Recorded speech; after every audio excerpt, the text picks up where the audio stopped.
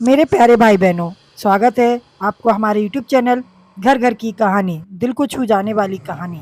आज की कहानी कर्जदार लेकिन समझदार। ये कहानी केवल मनोरंजन के लिए है, इसके लिए पीछे हमारा उद्देश्य किसी भी प्रकार की अंधविश्वास फैलाने का नहीं है। तो कहानी, हर्ष बस में बैठकर हर रोज की तरह ऑफिस जा रहा था। आज भी वो 10 मिनट लेट था, इसलिए वो बहुत परेशान था। बॉस मुझे आज भी बहुत डांटने वाले हैं, ये सब उसके दिमाग में चल रहा था। तभी उसके कंधे पर किसी ने हाथ रखा और मीठी आवाज़ में कहा, एक्सक्यूज़ मी, क्या यहाँ मैं बैठ सकती हूँ? हर्ष हाँ बोलने जा रहा था कि लेकिन उस खूबसूरत लड़की को देखकर उसकी आवाज़ गले में ही अटक जाती है और उसने सिर्फ सर हिलाकर हाँ में संकेत दे दिया। वो लड़की उसके पास बैठ गई। उस लड़की के शरीर में से एक अलग ही मनमोहक खुशबू आ रही थी। उसकी बड़ी-बड़ी आँखें थीं और लंबे बाल थे।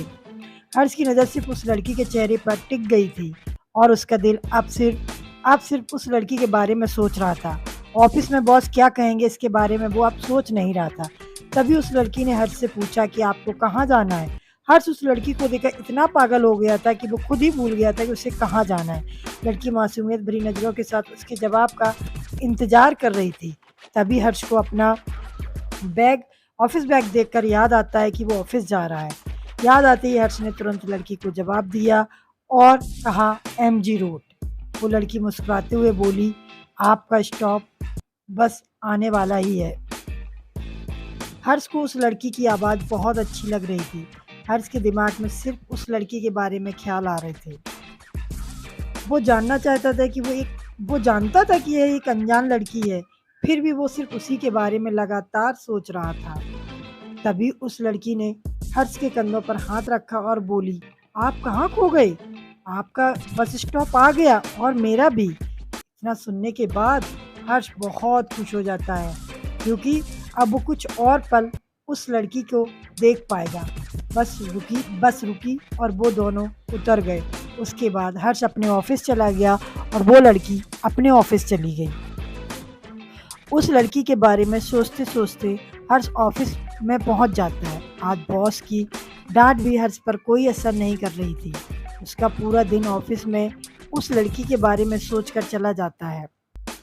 वो उस ऑफिस में लड़की के बारे में सोचकर चला जाता है। शाम को जब ऑफिस से छुट्टी हुई, तभी वो बस से तब भी वो बस में वापस जाते वक़्त उस लड़की के बारे में सोच रहा था। उसकी नज़र बस में उसे ढूँढ रही थी, पर वो लड़की कहीं नहीं थी। हर्ष घर पहुँचकर डिनर करने के बाद सोने चला गया। नींद में उसको उस लड़की के सपने आने लगे। हर्ष ने भी उसका नाम बताया और कहा कि मैं एक कंपनी में सॉफ्टवेयर इंजीनियर हूँ। एक ही पोस्ट पर जॉब करता हूँ। अब रोशनी और हर्ष हर रोज़ मिलने लगे। अब ब हर्ष की बस भी मिस नहीं होती थी क्योंकि वो अब रोशनी से मिलने के लिए हर रोज़ जल्दी उठकर तैयार हो जाता था। दोनों अब अच्छे दोस्त बन गए थे। हर रोज़ एक-दूसरे से बातें करते थे, लेकिन उन दोनों के बीच में प्यार या फिर दोस्ती को लेकर कोई कमिटमेंट नहीं हुआ था। फिर भी दोनों को एक-दूसरे के साथ समय बिताना अच्छा लग रहा था। यूँ ही दिन बीतते रहे और एक दिन रोशनी बस में आई, लेकिन वो हर रोज़ की तरह खुश नहीं थी। हर्ष ने पूछा, फिर भी वो कुछ नहीं बोली। थोड़ी देर के बाद रोशनी ने हर्ष से कहा कि मैं तुम्हें कुछ कहना चाहती हूँ, और इतना बोलकर वो रोने लगी। हर्ष ने उसे संभालते हुए कहा, बोलो तुम क्या कहना चाहती हो? रोशनी ने कहा, तुम आज ऑफिस मत जाओ, ऑफिस से छुट्टी ले लो प्लीज़।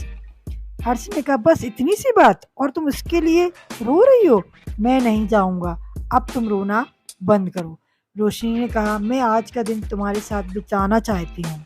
हर्ष ने कहा, अच्छा ठीक है, हम आज पूरा दिन पार्क में बैठेंगे और वहीं पर कुछ खा लेंगे। मैं आज ऑफिस नहीं जाऊँगा। दोनों पार्क में पहुँचे। रोशनी बहुत खुश हो गई। दोनों ने कुछ खाया और वो दोनों शाम तक वहीं पार्क में रहे। शाम को शाम के 5 बजे रोशनी ने हर्ष से कहा कि आज तुम मेरा एक आखिरी काम कर दो, और उसे एक लिफाफा हर्ष को दिया और उसने एक लिफाफा हर्ष को दिया। उस लिफाफे में 1 लाख का चेक था और एक लेटर भी था। उस लिफाफे में एक एड्रेस भी लिखा हुआ था। रोशनी ने हर्ष से कहा कि तुम इस एड्रेस पर ये लिफाफा पहुंचा दोगे? रोशनी रोशनी ने ये भी कहा कि कि वास्तव में मैं ही इस लिफाफे को पहुंचाना चाहती हूँ, लेकिन मैं वहाँ पर नहीं जा सकती क्योंकि मैं उनकी कर्जदार हूँ। मैं उनसे नज़रें नहीं मिला सकती हूँ। हर्ष ने रोशनी से कहा, तुम फिक्र मत करो, मैं ये काम कर दूंगा। दोनों का मन वापस घर जाने का नहीं हो रहा था, लेकिन जाना तो था, इसलिए दोनों बस पकड़कर अपने अपने घर पहुंच गए। अगले दिन रविवार था, इसलिए हर्ष सुबह आराम से सोकर 10 बजे जगा। वो तैयार हुआ। उसने ये डिसाइड किया कि आज ही इस लिफाफे को उस एड्रेस पर पहुंचा देगा। वो 12 बजे उस एड्रेस पर पहुंच गया। घर के बाहर जाकर उसने डोर बेल बजाई। थोड़ी ही देर में 2 बुजुर्ग कपल बाहर आए। उन्होंने पूछा, कौन हो तुम? हर्ष ने कहा, रोशनी ने ये लिफाफा भिजवाया है। दोनों ने एक दूसरे को देखा। फिर हर्ष से कहा कि तुम अंदर आ जाओ। हर्ष अंदर आ जाता है और वो अंकल उसे कुर्सी की तरफ इशारा करते हुए बैठने के लिए कहते हैं। आंटी जी ने कहा, बेटा मैं तुम्हारे लिए क्या चाय बनाकर लाती हूँ, और वो अंदर किचन में चली जाती हैं। हर्ष ने कहा, आंटी मैं पहले से चाय नाश्ता करके आया हूँ, आप परेशान ना हो। पर फिर भी उन्होंने जिद करके बिठाया और बातें करने लगी। उन्होंने हर्ष से पूछा कि बेटा तुम रोशनी को कैसे जानते हो, तुम्हारा उससे क्या रिश्ता है? हर्ष को कुछ समझ नहीं आ रहा था कि मेरा और रोशनी का क्या के साथ का क्या रिश्ता बताऊं। फिर उसने सब कुछ सच बता दिया।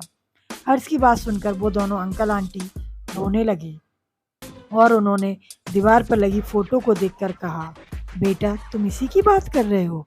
हर्ष ने कहा, हाँ आंटी, मैं इसी रोशनी की बात कर रहा हूँ।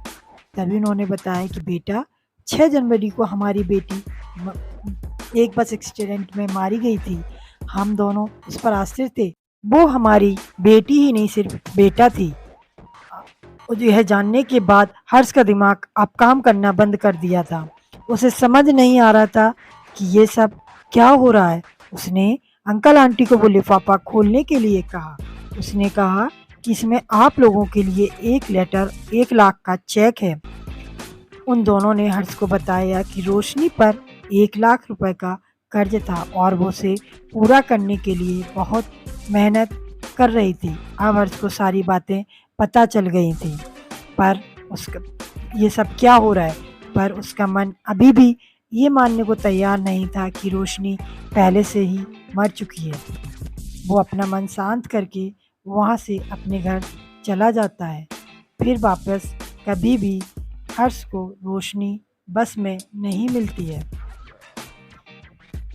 बस में नहीं मिली। धीरे धीरे उसने भी यह मान लिया कि वो रोशनी नहीं, रोशनी की आत्मा थी जो अपना कर्ज चुकाने के लिए आई थी। तो दोस्तों, मेरे प्यारे भाई बहनों, आपको ये कहानी कैसी लगी कमेंट कर ज़रूर बताएं। Like and subscribe. Radhe Radhe.